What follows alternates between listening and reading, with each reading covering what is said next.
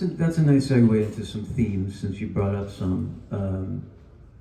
Experiencing growing up with epilepsy, living near epilepsy, loving someone with epilepsy, and neurodivergence, in Kirby's case, OCD. Two major conditions sort of at the forefront of the lighting people play. Mm-hmm. Why those two specifically? What were you hoping to achieve by shining such a bright light on both of them? And did you learn anything yourself through the experience?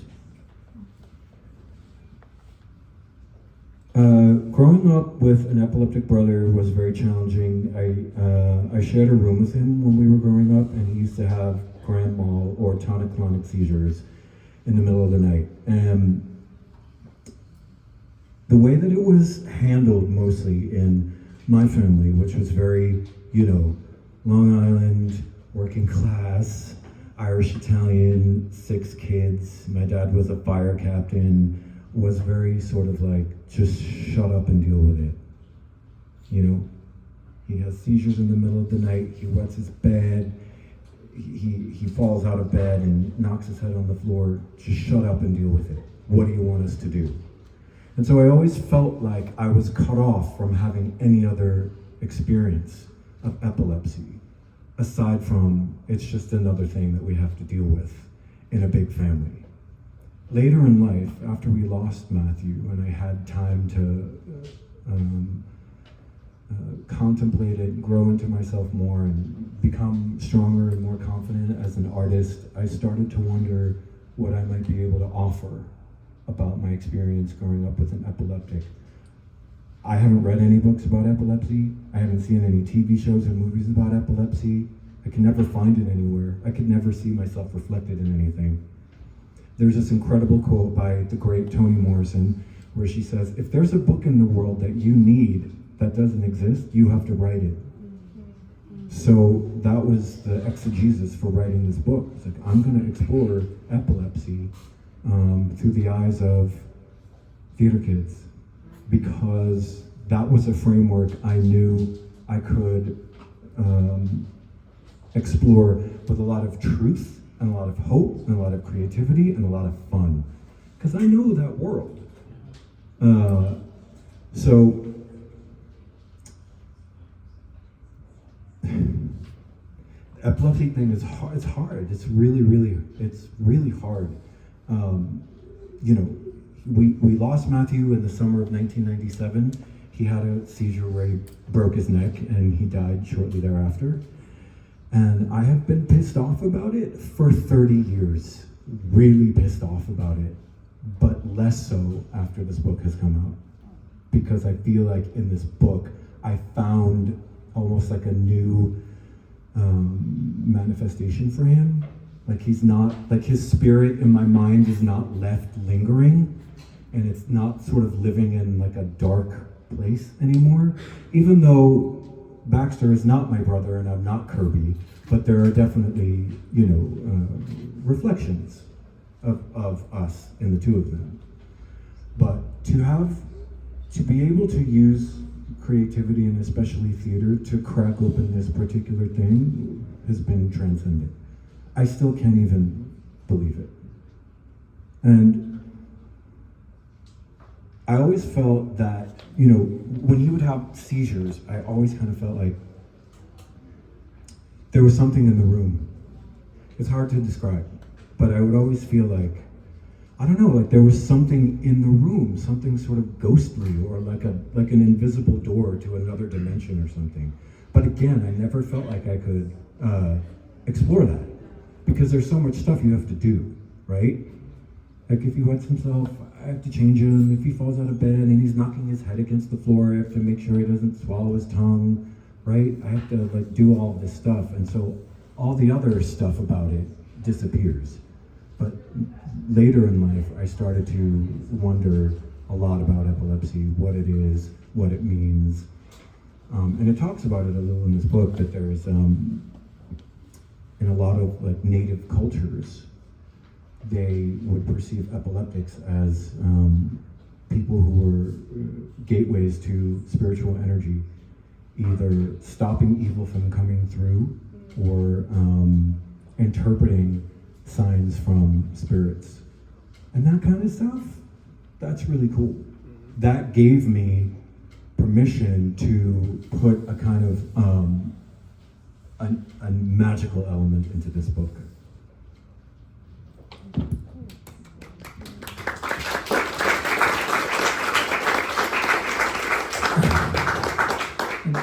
Not that it's a competition, because it's not, but what about the OCD? Oh. Oh my God, I spit on myself. I feel like I've been dealing with that my whole life in some capacity or another, but it was just something that I never, like growing up in my family, like there was no, like you could not get around all the drama in my family. So the fact that I was like smart and like got good grades and like went to school and like wasn't a problem child and was very quiet. I don't even think they knew my name. They were like, "Who's the young one?" Just allowed me to have these elements of neurodivergence that just exist, that I've never been diagnosed or even really, I would say, contemplated. But I feel like a lot of people have that. I feel like a lot of people, especially Gen X, especially Gen X has a lot of stuff that at the time was not detected or really paid a lot of attention to. But again, in this particular story, it's sort of a positive thing. It helps him out.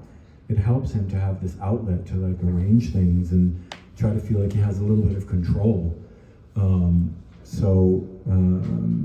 Yeah, I just wanted to honor neurodivergence and play with how in this particular story, he finds a way to sort of manage it through the fact that he has to direct the play. At first, he's like, I can't do this, my brains will explode. But then he slowly kind of, starts to have like a relationship with it in directing the play and reading the book by Anne Bogart that's given to him by his theater mentor. Before we keep going, is everyone here essentially familiar with the story of the Lightning People play? Could anyone use a quick, not to be reductive, yes, like elevator pitch of the book that we're talking about, so that when it doesn't get too insider baseball? Tim, you want to give him like the quick elevator pitch? Yeah, sure. Hi. The Lightning People play is about a group of really incredible theater kids who put up a play to raise money for a seizure alert dog because the protagonist's younger brother is having seizures, and their play opens a portal. Bum, bum, bum. It's not a portal like a wormhole that Jodie Foster goes through in Contact, although that would be amazing. It's more of a portal for stuff to come through. Magic, everyday kind of magic. Not didactic magic. It's not the kind of magic where I'm like, it's kind of magic. It's very ambiguous. The reader has to kind of figure out what it is and what it means. So that's the elevator pitch. So that's what we're talking about. It's a beautiful, beautiful book that I was very moved by, as I was by Alice the Cat. You bring up magic. That's another good segue. I would like to hear about your relationship with magic. What magic means to you. What magic surrealism means to you. If you care how we interpret the magic in the Lightning People play. If you actually had something in mind when you sat down to write this book in terms of how you wanted that magic to manifest. Because there was also magic in Alice the Cat. So talk to us about magic. I think it sprouted from being young and obviously being a lover of stories. I loved reading books. I used to go to the library and take out as many books as I could. Choose Your Own Adventures. I used to read all of those and all the Beverly Cleary books. And I used to be obsessed with these books by this author named Ruth Chu, who wrote about these kids in Brooklyn or New York City and how they would always meet witches. They would just meet them like at like the deli or in a park, and these witches would be like, "Come with me," and they would take these kids into like a tree in the park, and underneath there was like a coven, but it wasn't nefarious. it was adventurous. These kids were like, wow, what? You know, the whole sort of wow factor of things being different from what they knew, not just normal life. So I first experienced magic through that, and I think I lopped onto fantasy kind of stuff mostly from being bullied. Not to get dark or anything, but I was pretty bullied growing up, you know? Because like I said, I grew up in a neighborhood of cops and firemen, and each one of them had 9 sons. There was so much testosterone. It is astonishing to me that I ended up gay. It's literally like it reversed. It was like, because there was just so much dude energy, and they just hated me because I was just different. It was just different.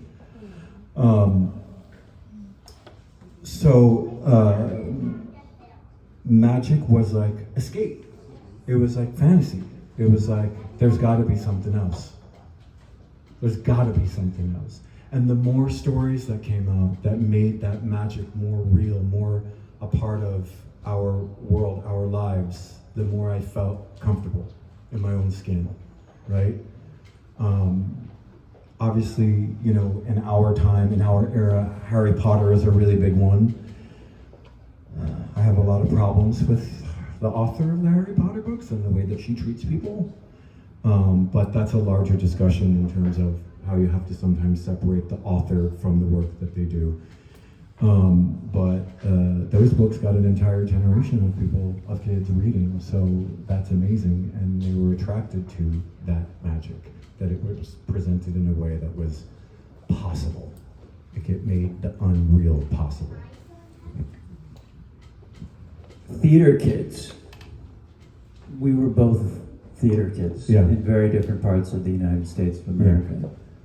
Is it easier for us to access that kind of magic, to open our minds to that kind of magic, to not question it when it happens, to see it maybe before other people can see it? Yeah.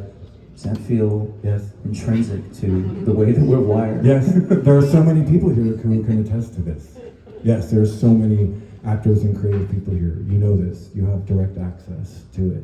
There's a scene in the book where Kirby goes to Cotter to ask him to be in his play, and Cotter says something like, "We're so lucky to be artists, dude." And then he's like, "Yeah, we're the chosen ones." And he's like, "Kings, bruh."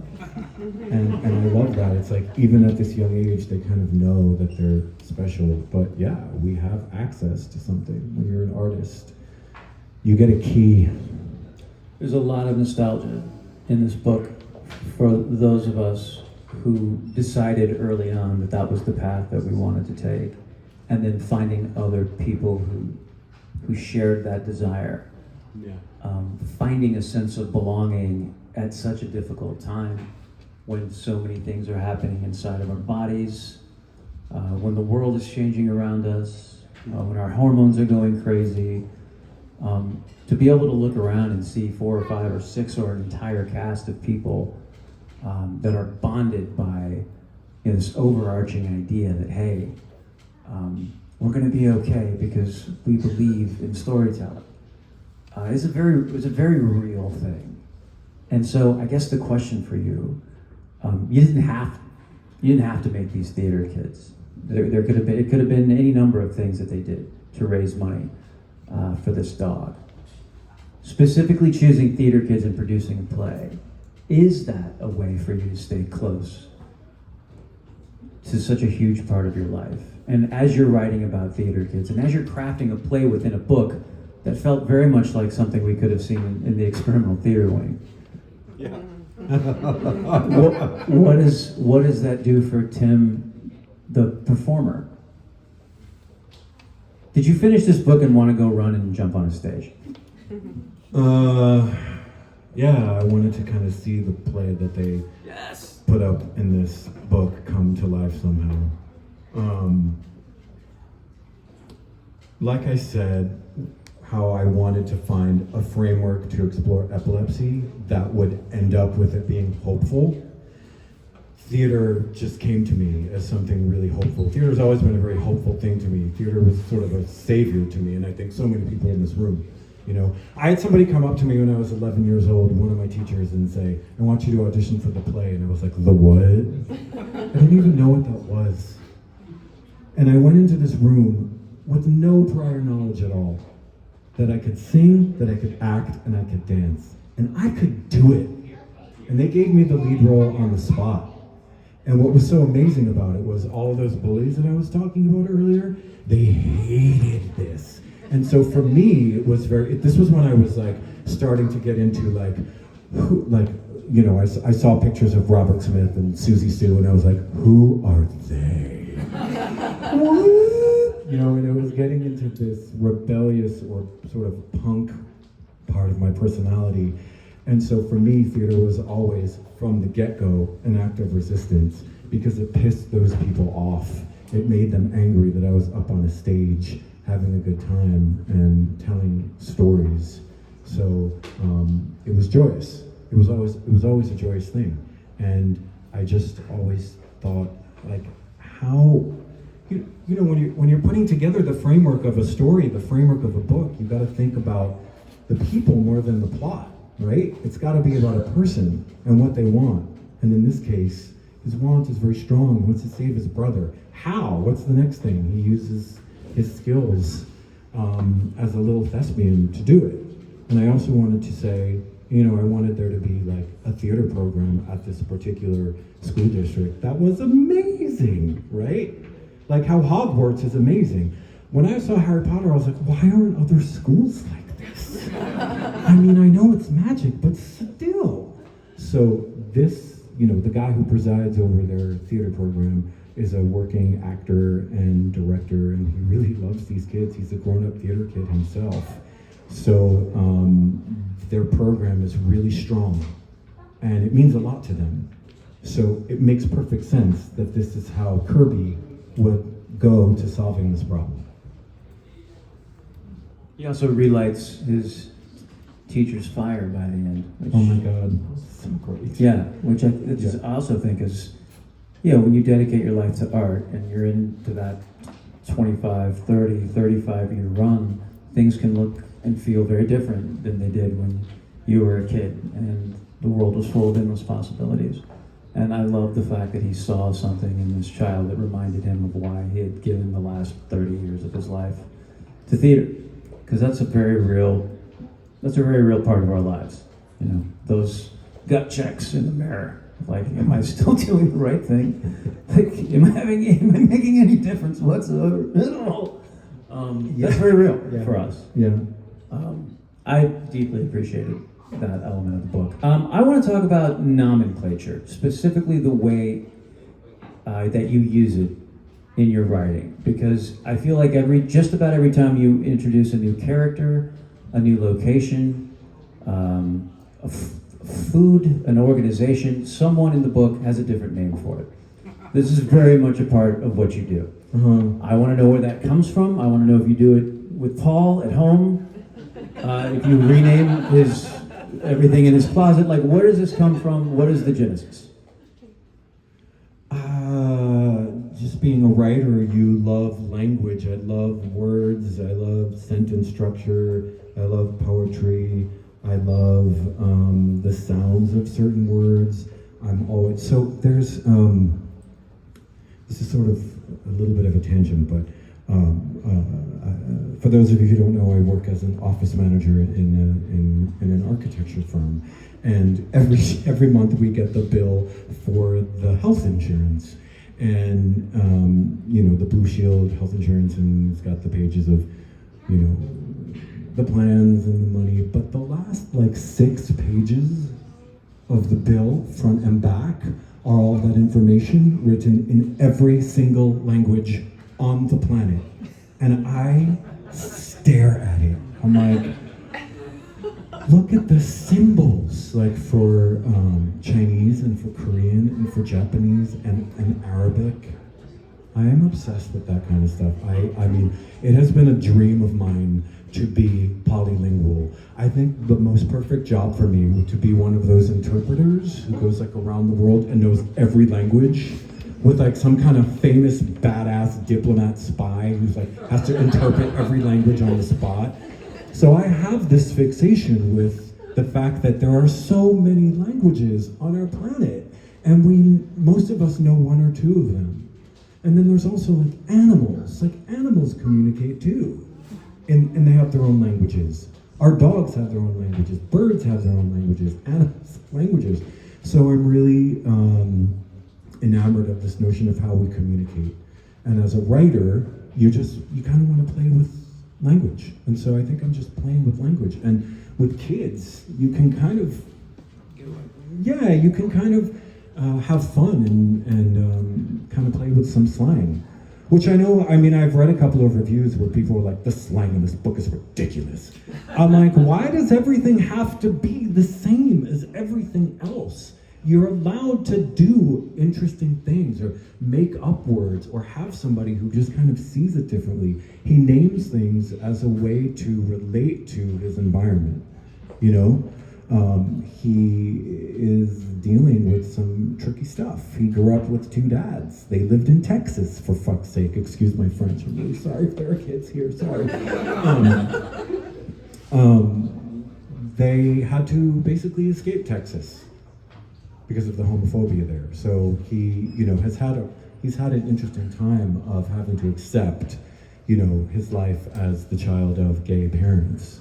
And I think this is another reason why he sees the world the way that he does and speaks the way that he does, and has his own sort of weird little way of naming things and seeing things in the world. How many nicknames does he have for you, Paul?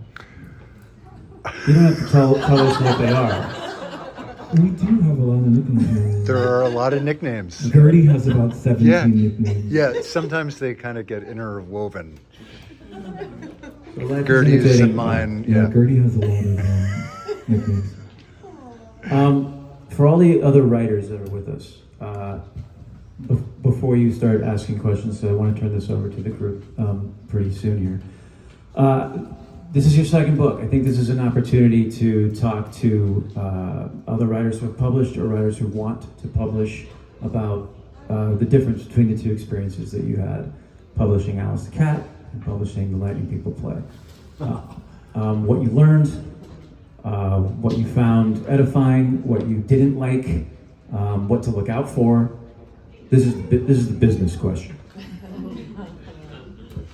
When I wrote Alice the Cat, I was getting my master's at Antioch.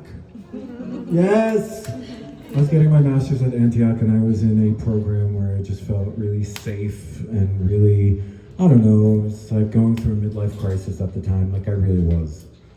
I was like in my mid-40s, and I was like, oh my God, I'm not gonna get past this. Everything was so intense and weird and existential. And when I was in school, I felt really safe. And even though I was kind of learning all the dictates of what you can and cannot do in a book, especially a book for kids, I was also pushing all of that out, right? Because I knew that my spirit tends to be a little punk rock, a little don't tell me what to do, a little belligerent, a little hey shut up. Yeah, a little Susie Sue, right? Yeah, so I was, I think, pushing the boundaries. And because of that, it wasn't in the back of my mind that I was going to publish this book. So I wasn't writing for the dictates of the industry. Because if you write for the dictates of anything, it won't go anywhere, okay? It just won't. Whether you're a musician, whether you're a dancer, whether you're an actor, if you're doing it for anything other than yourself or the love, it's dead in the water, as far as I'm concerned. And that's probably why I ended up getting a book deal. Because I honestly wasn't writing it for that. I had a mentor in my final semester at school who read the book, because I had to hand it in as my dissertation. And she was like, I'm astonished by this book. I would like to help you get it published. And I was like, no one will ever take this book, but good luck. Well, lo and behold, we got a book deal. So then I did have to learn the ins and outs of publishing. Publishing is bananas. It's bananas. From the big five, which are the big publishers like Knopf and Simon & Schuster and Penguin Random House and Hachette and Macmillan, all the way down to small independent presses in somebody's backyard, like right here in Larchmont, you know, and everything in between. But you have to stand up for what you want. I did have to fight for a lot of things in Alice the Cat. I mean, the editor cut half the book. This one, no. This one I was like, no. You can cut like 8 words. That's a lot of pressure on the editor. But Alice the Cat, they cut 50% of the book out. So I was learning as I went, and you know, I also knew that for this one, I wanted to take some of the stuff that I had learned publishing that one and kind of apply it to this. But then I realized there's a whole other level of stuff that I didn't know publishing this book that I have to apply to the next one. So it's like, you think you know and you don't. You know, you're always kind of running into another issue. What I guess I would like to say about that ultimately is it's more important for you to do the work and put it out and move on. A lot of writers, I talk about this a lot with my students because I teach for UCLA Writers Program, and I also run private writing workshops, and I talk a lot about this with my students. And they always say, well, I'm not going to finish this book. I don't want to finish it. I don't think I can finish it. I can't finish it. It's been in a drawer for 2 years. I'm like, no, pull it out of the drawer and finish it. Finish the book. I have an acronym called FDI, speaking of nomenclature, called FDI. First draft is everything. FDIE. And I say that all the time, like, FDI, you know what I mean? Like, finish the draft and get it out there. Just put your work out into the world and keep going. Just keep going. Like, people are gonna care and people are not gonna care. So keep doing it and hope, you know, on a wing and a prayer, that somebody who's in a position to pay you for it wants to give you a little money for it, which doesn't often happen. I mean, that's the exception and not the rule when you're an artist, when you're a writer, when you're an actor, right? But this still doesn't stop you from being able to put stuff into the world, if that's what you want to do. That's what I want to do. I want to put stuff into the world. Yeah, you guys can clap for that.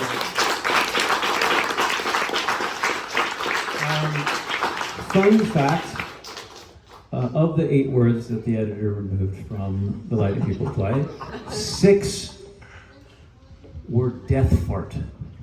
Yeah. But I believe there are still 2 death farts in the book. Yeah, there's a few, yep. That he left behind. Yep. Well, you know, 10-year-old boy. Understood.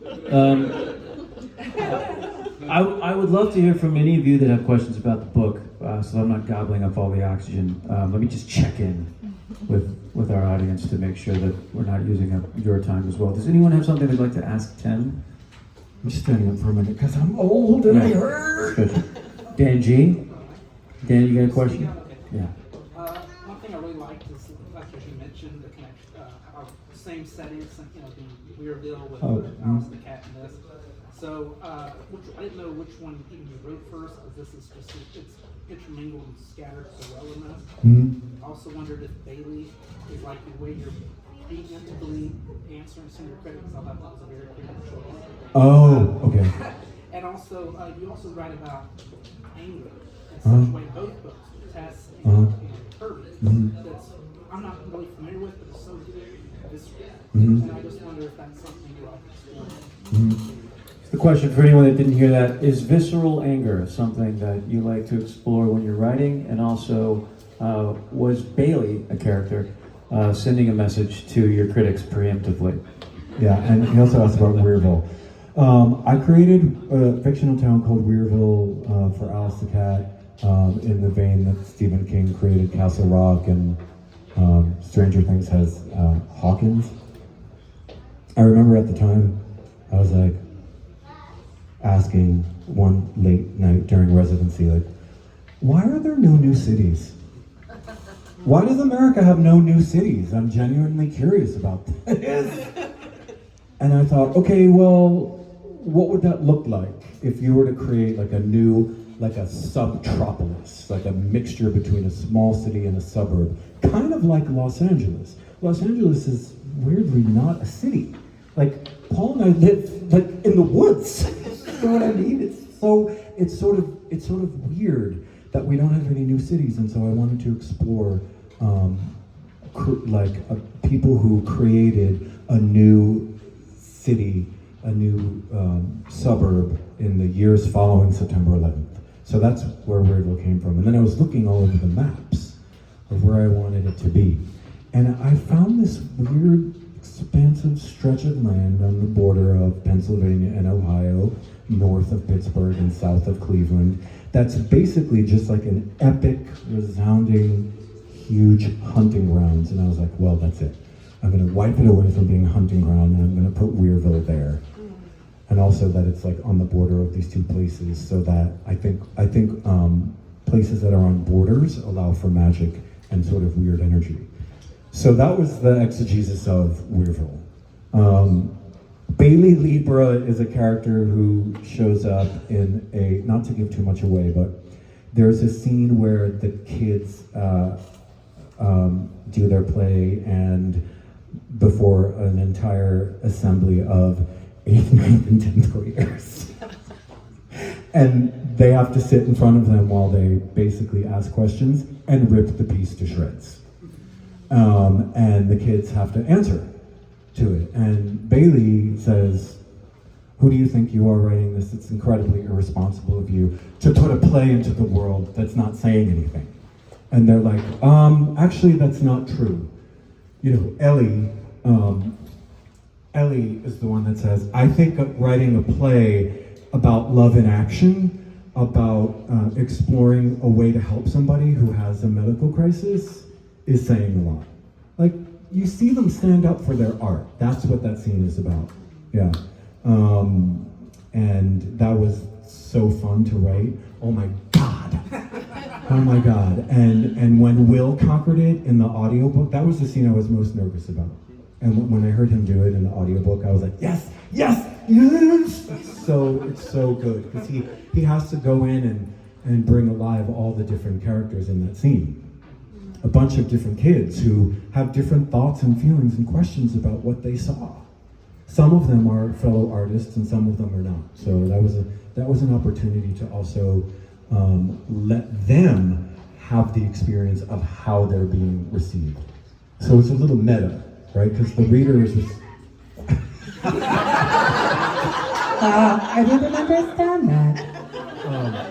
So it's a little meta that the readers are experiencing, but so are they, and so is the audience. It was really fun. I think, was that it? Was that Anger. Oh, anger. Yeah, I mean, what do I say about anger? I would like to see it explored more, quite frankly. Oh my God, thank you. Yeah, because I almost finished that one. Thank you. By the way, if you have to pee, just pee. Am I fidgety? Just save space. Sorry.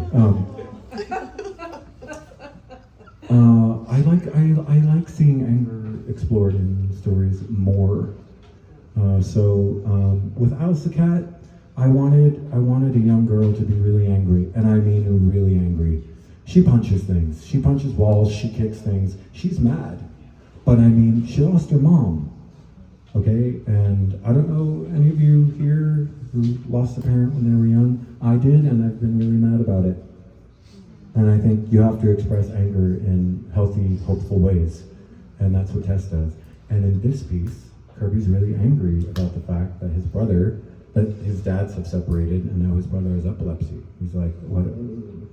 And so I think giving kids permission to express it is the thing that I was exploring there, right? Instead of saying no to that or punishing them for it, or not letting them act out.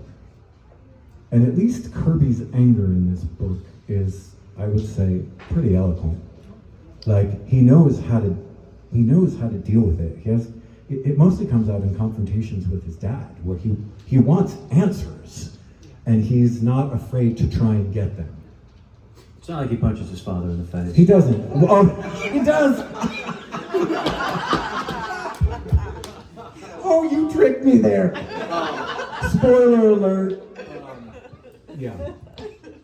But there was an eloquence to the swing. You know? Yeah.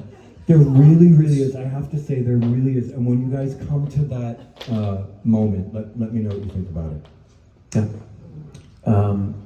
Thank you, Danny. Thanks, Danny. Yes, please. Tim, Hi. I know how busy you are. What is your process like as a creative writer? When do you find your time? Do you outline? Do you just sit down? Do you dream? Like, I know we know each other, but I've never really asked you that question. Yeah.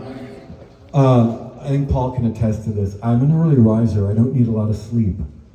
So when I get up, I try to make use of that time by writing or reading. I read a lot. Reading is writing. Reading is writing. So you have to read a lot as a writer. And I read widely. I read in the genres that I write in, and I also read a lot of classics and contemporary fiction and nonfiction and a lot of science. I love science. I love oceanography. I've read every single book there is about octopuses. I'm obsessed with octopuses. So I read a lot, and I consider reading writing, and then I write in the mornings. So I just get up early. I was always And how early is early? What are we talking? like 5. 5. Yeah, 5:30. Unless I'm really tired. Like this morning, I was tired because of pony sweat. Ponies. Because I danced my ass off yesterday, but I was giving my body a rest, and I knew that this was happening today. That's when I write. It's also when my mind is clearest. Even though I'm a goth vampire and I stay awake all night. No, that's not true. Actually, I do love the mornings. So that's when I write. That's when I find time. But also, it's a process. You can't sit down and be like, I'm gonna write 20 pages in the next hour. It's not how it happens. Sometimes if I get a paragraph out, I'm like, okay, it's just a paragraph, but it's a good paragraph. It kind of connective tissue to something else. So, I'm quite astonished by how much I get done outside of already having a full-time job and teaching. Like And dancing. Huh? And dancing. And dancing. Yeah, I don't really understand where all that comes from. Like I said, I'm just eager to live a full life and really honor the creativity that I have. Like I have a lot of creativity, and so while I'm here, I'm gonna take advantage of it. It just feels like a pen that is just flowing with ink all the time. So that's magic. Yeah, that's magic. I love that. Yes, please. So I think when we're talking about stories that feature marginalized voices, whether we're talking about queerness, disability, neurodivergence, I think it's so important and valuable when those stories come from a place that is own voice, lived experience. And you've shared a lot of how much of yourself have gone into both of these books. Did you at any point face kind of a hesitation about like that kind of vulnerability of putting so much of yourself into your stories? And Yeah. if so, how did you kind of get past that, I guess?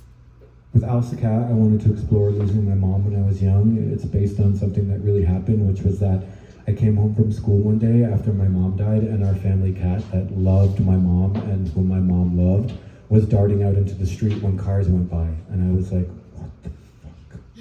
I was devastated.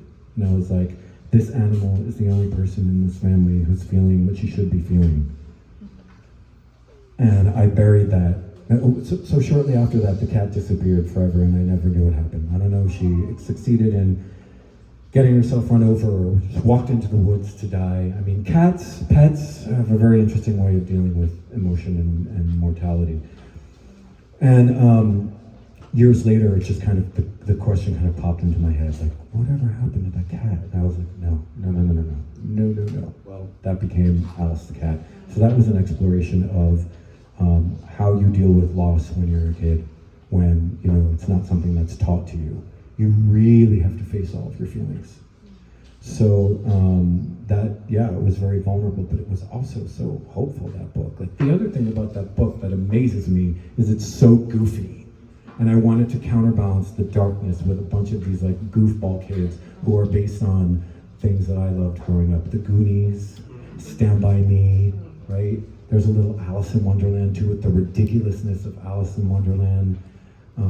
Some Ray Bradbury, right? Like all of that is in there. You take what you love and you kind of mix it in to the salad bowl.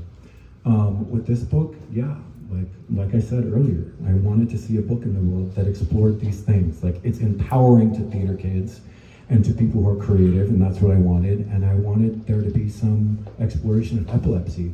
Now, it's not everybody's epilepsy. It's not. We had our way of dealing with the epilepsy. We had to figure it out. I put that into this book. There was a reviewer who basically said something like, some of the ways that the epilepsy is dealt with is irresponsible. And I clapped back and said, no, that's not true. They're figuring it out. It's not like when somebody has epilepsy, all of a sudden a manual drops out of the sky. Like, here is how you deal with it. That's not true. It's different for every single person. They have different degrees of epilepsy, and whether or not you need to be medicated or what triggers it, it's different. It's a spectrum. So in this book, I was exploring one particular way, but nonetheless, I think it's bringing a lot of awareness to it. And also, like Ellie says, love and action. You see all these kids band together to help one another out. Thank you. It's a great question. Anyone else? I mean, he's spitting wisdom here, guys. Even if it's not about the book, like, he's probably got the solution to whatever ails you. Yes. What would you say to someone who, a writer who is dealing with their own kind of, pick something, imposter syndrome, thinking that they're not good enough, their writing isn't good enough, and they just want to, what would you say to that? I would say write that, because I'm fascinated by that. I mean, I think there should be more books about writers and imposter syndrome and the possibilities that you could explore there. Like for me, when you say that, I think I just see all these weird sort of voices in the head. And for me, what I would do is like make each one of those voices a character and put them in some really bizarre situation and make them sort of battle it out. So that way you're creating this interesting fantasy story, but that's actually dealing with imposter syndrome and how limiting it is, and how I don't think a lot of people know, right? They hear it and they're like, oh, imposter syndrome, that's so cute. It's like, you don't understand, it's like a thing. And it would be awesome, take everything that's bothering you, take everything that you can't stand about the world, take everything you can't stand about yourself, and write about it, because I think that's the most truthful that you can be. I did that with this book, It bothered me for so long that we had to lose my brother to this. It angers me so much. It's so frustrating, especially how he died. It was so disgusting and ungraceful, and I harbor so much resentment for it still to this day. But with this book, I was able to say, no, there's another way, and you can create such magic in a story. You can create such portals. You can create such outlets. So, and I was like, but how? How am I going to do that? How? I can't just write about epilepsy. And I was like, oh, I can do it through the lens of theater, which is something that I know and love and has been one of my best friends for, decades, I do. I remember those sweatpants that never got washed. I think a lot of people would pay a lot of money for those sweatpants. Pedro. I'd like to ask one more question for myself, if I may. If I can just be selfish for a moment. The stakes of this book are so high the whole time, because of the way that Kirby interprets the ticking clock on his brother's epilepsy, and what if the next seizure is the last seizure. So we feel that. We feel that. But also baked into this beautiful story, not to give too much away, is an element of first love and first heartbreak. You do dedicate one chapter to that. You find time to let us breathe for a moment and dedicate an entire chapter to that feeling that we can all certainly relate to. It's so universal. I wanted to know if first love was on the board for you as something that you wanted to get in, if it happened organically and you stepped back and said, oh, I'm just going to let that live because the way it happened was so true and real and beautiful. If this is another thing from your own personal experience that you knew that you wanted to write about at some point, it's just so beautifully handled and so economically handled because so much else is going on in the book. But I don't want to like zip by it because it is a very real major element in the story. Thank you for saying that. And I remember you were really moved by that chapter. You sent me a text and you were like, "What? This chapter?" When I started to do theater and started to have feelings for other people, I mean, I was still figuring all that stuff out, right? That was when, in other words, when I found my people, then I started to fall in love with people. So, you know, theater kids and theater communities, they get very tight-knit. You know, you create a family every time you do a show. You create bonds that last forever. I mean, you guys are here. My Normal Heart boys are here. Hello. So we did the Normal Heart together. How many years ago? 12 years ago. You do a show like that. I mean, you do a show like that. It's like Band of Brothers. You stay together forever, and so the bonds that come from you know, putting everything on the line together and being really vulnerable, are lasting bonds. And so because these kids are close, and Kirby has feelings, he, you know, lets her know. And also I think it comes at a part in the story where it just feels like the whole world is coming down on him. And the reason that has to happen is it makes the fact that they do the play more impactful. Because at that point you feel like he could just give up, right?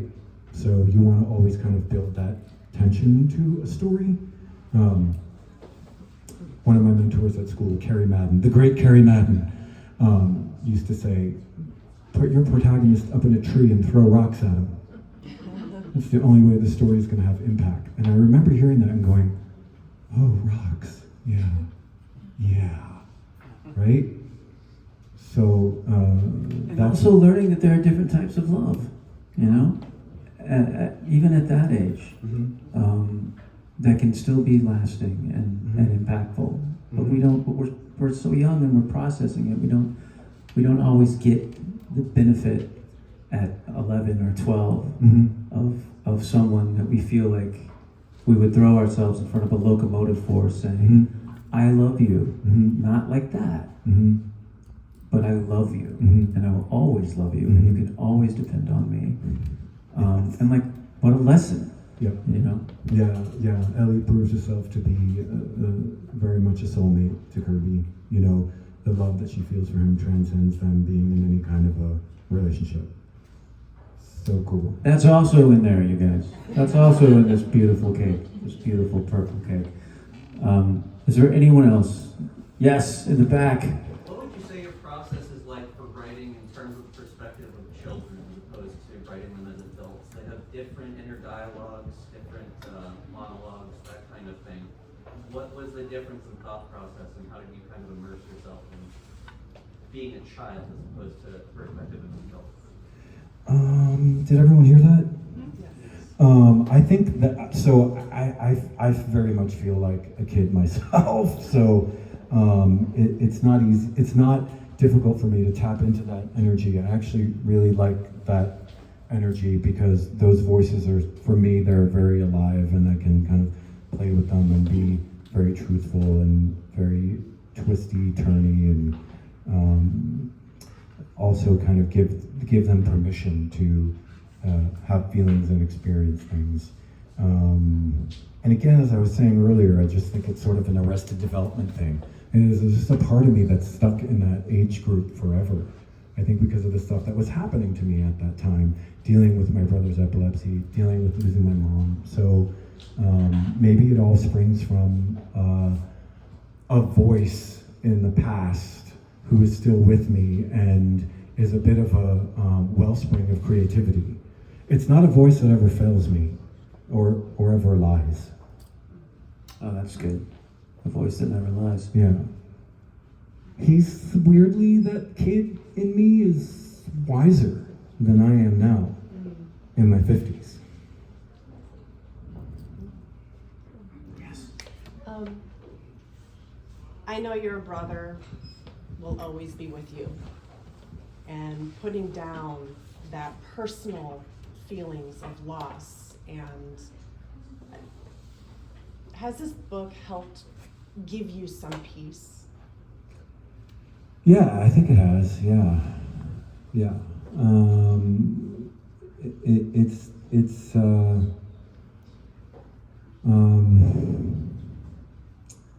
I think that the remaining thing to conquer is basically, you know, how what happens sits with my family now, specifically my eldest brother and sister, who fortunately are the only two alive left in my family, but we all have a lot of strong feelings about what happened. So I think the last frontier is to figure out how we can sort of come together on that.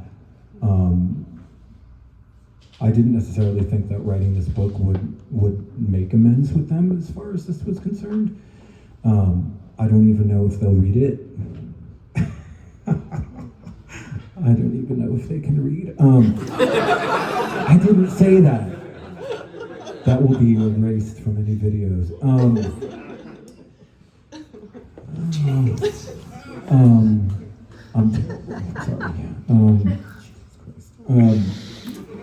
I'm sweating. Yeah. I think that's the last sort of thing to figure out is how to make peace with what happened in the real world and not the fictional one.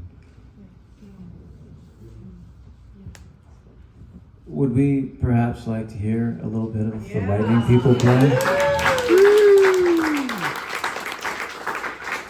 Okay, thank you. I know it's very warm in here because everybody's fanning themselves. I'm sorry. Is there AC on? Okay. Not the AC, no heart boys. Not the AC. Okay. I'll read from the opening chapter and then a short bit following that. Okay, chapter 1. The Lightning People. My little brother Baxter sees things he calls the Lightning People, but he will not tell me who or what they are, and it's driving me up a rat hole. I don't even know what a rat hole is. I think I saw it in a dream or maybe one of Bax's video games, but it sounds like something that I, Kirby Daniel Renton I, would be driven up. About a month ago, Pop abandoned us and disappeared. Dad asks me not to say that. It's not true, he says. We've separated for now, and he's in Texas with Gramuela, and that's all there is to it. Yeah, but still, I tell him. Don't but still me, he says. There is no but still. Yeah, but still. After Pop abandoned us and disappeared, Bax started having seizures, usually in the middle of the night, the darkest part of the night. That's when they happen. That's when he sees things. Monsters or aliens or people or witches, I don't know exactly, who slink down from the lightning in a dark purple sky full of puffed up clouds. He says they show him things. What things? I ask him, and I get all fidgety, probably from nerves. Tell me. But he refuses. They're not yours, he says. They're mine. He wants to keep them to himself. He'll be 11 in a few months. He one-ups everything constantly. The other morning, I got more marshmallows than him in my bowl of Lucky Charms. He tossed a spoon across the kitchen island and stormed off. I want to know about the Lightning People because I kind of have this thing with my brains. Dad calls it my magic, but I've heard others, like my teachers, say it might be mild OCD or symmetry OCD. OCD is obsessive-compulsive disorder. A lot of S sounds, like a snake is about to uncoil and bite you in the face and suck away your face juices. But it actually means you like to be orderly, or at least that's what it means for me.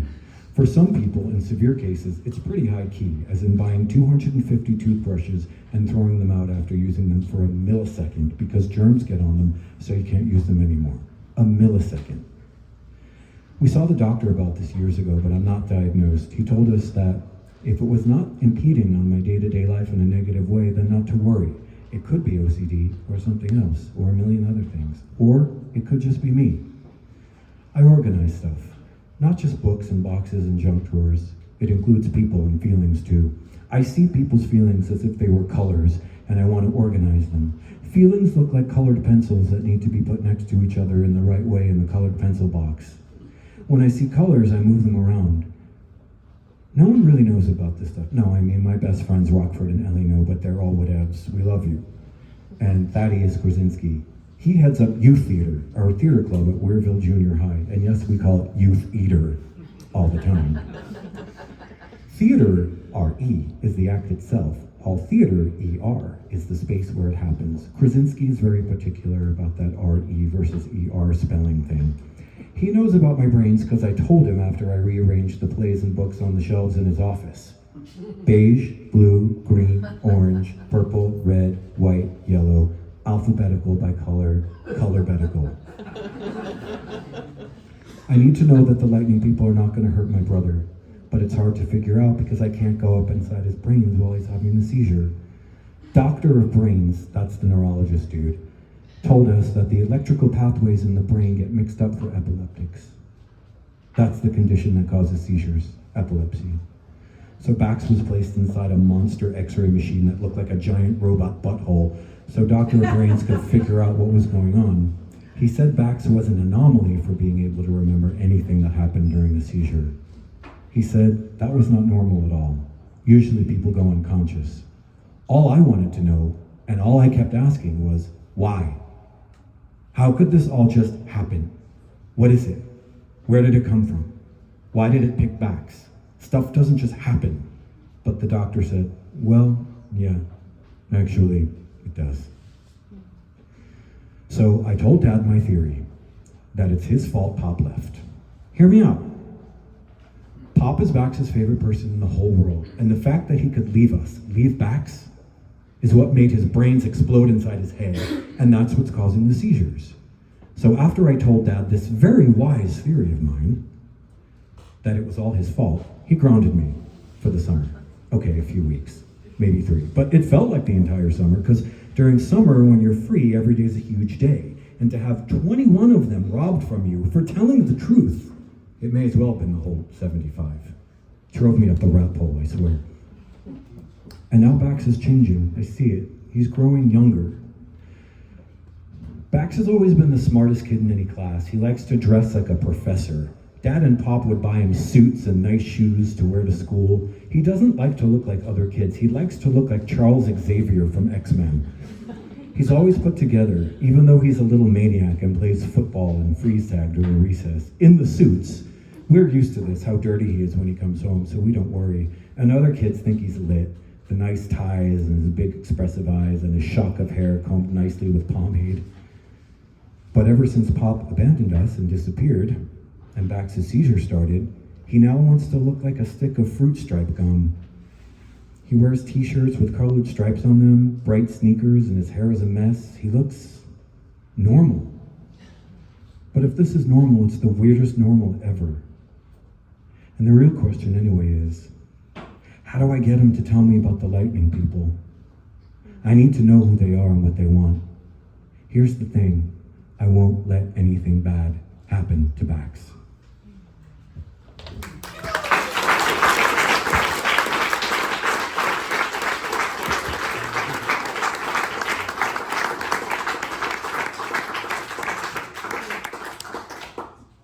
That, if that doesn't make you want to read it, then get out of here. Go.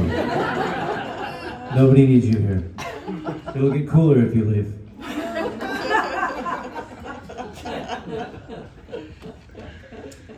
So that's the opening. Yeah, I think that's good. Okay. Yeah, Leave him wanting more. Yeah, I'm gonna leave you wanting more. Yeah. I can't wait to read it. Thank you so much. Thank you. Thank you all for joining us. It's so awesome to be a part of this man's journey as a novelist. Thank you. Thank you, Chevalier.